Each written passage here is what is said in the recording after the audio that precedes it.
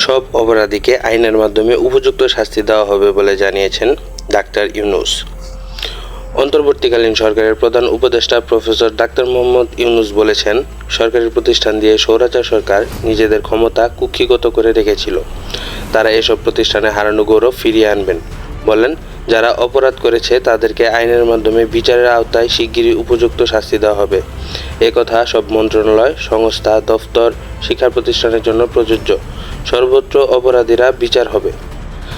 8 August বৃহস্পতিবার রাতে প্রধান উপদেষ্টা হিসেবে শপথ নেওয়ার পর জাতির উদ্দেশ্যে দেয়া ভাষণে একথা বলেন ডাক্তার ইউনূস।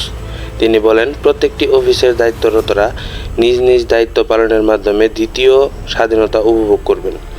দেশের মর্যাদাকে গৌরবের শীর্ষে নিয়ে যাবেন। সবাইকে নির্ভয়ে ও আনন্দচিত্তে নিজ নিজ কর্মসংস্থানে নিজের জায়গা থেকে সামর্থ্য দিয়ে এগিয়ে আসার আহ্বান জানিয়ে নতুন সরকার প্রধান বলেন, দেশের সকল মানুষকে স্বাধীন, নির্ভয়, নির্বার, নিরুদ্রেক থাকার নিশ্চয়তা দেওয়ার জন্য ছাত্ররা শহীদ হয়েছেন। তারা গণ অভ্যুত্থান করেছেন। এই অভ্যুত্থানের মাধ্যমে সৃষ্ট সরকার সবার সরকার। এখানে সবার আকাঙ্ক্ষা পূরণে সরকার থাকবে। তিনি বলেন, অরাজকতার বিশ্বব্রহ্ম যেই ছড়াবে, বিজয়ী ছাত্র জনতা সহ মুক্ত মানসিকতার মানুষ, আইন শৃঙ্খলা বাহিনীর পূর্ণ শক্তি তাদের ব্যর্থ করে দেবে। শেখ হাসিনা সরকারের সমালোচনা করে ডাক্তার ইউনূস বলেন, নিষ্ঠুর স্বৈরাচারী সরকার দূর হয়ে গেছে।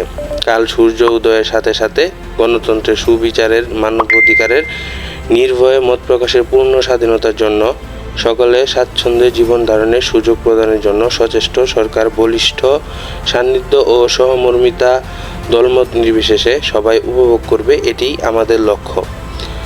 আপনারা আমাদের লক্ষ্য পূরণে সহযোগিতা করুন। তিনি বলেন, সারা বিশ্বে আজ বলছে সাবাস বাংলাদেশ এবং সাবাস বাংলাদেশের ছাত্র জনতা। এই অর্জনটাকে আরও অনেক দূর এগিয়ে নিয়ে যেতে চান তিনি। বলেন, ছাত্র জনতার জন্য এটি খুবই কঠিন কাজ নয়। তরুণরা অসম্ভবকে সম্ভব করতে পারে। তারা সেজন্য প্রতিজ্ঞাবদ্ধ। সকলে যদি ঐক্যবদ্ধ থাকে আর ধ্বংসাত্মক কার্যক্রম পরিহার করে, তাহলে বিজয় তাদেরই হবে।